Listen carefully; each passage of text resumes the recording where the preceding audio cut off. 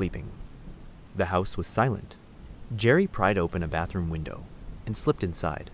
No one heard him. He walked straight to the family gun cabinet. He knew exactly where it was. He loaded a Remington 1100 shotgun and stepped quietly down the hallway. Danny and Kim were asleep in their bed. The first blast was deafening. Kim died instantly. Danny woke up, bleeding and confused, trying to stand. Jerry fired again. Down the hall, 8-year-old Bryant slept in his Spider-Man pajamas. Jerry stepped into his room and fired one shot into the back of the boy's head. Bryant never woke up. Jessica heard the gunshots. She ran into the hallway, terrified, sprinting toward her parents' door. Jerry followed. She did not make it far. He raised the shotgun, fired once, and Jessica collapsed just a few feet from her mother.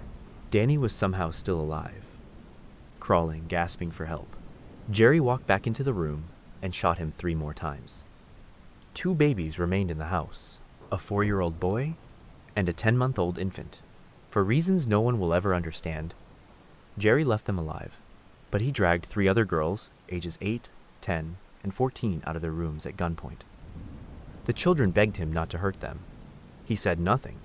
Jerry put them in a car and drove into the dark back roads of Bacon County. One of the girls, just 8 years old, was sexually assaulted.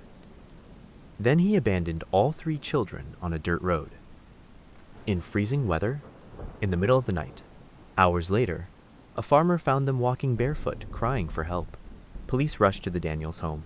Nothing could prepare them for what they saw. Kim was still in bed. Bryant still held his stuffed toy. Jessica lay half in, half out of her parents' bedroom, as though she had been trying to save them. Danny had crawled toward the door toward his surviving children, but never made it. Christmas decorations still hung on the walls. The lights still glowed. The town named Santa Claus had become a nightmare.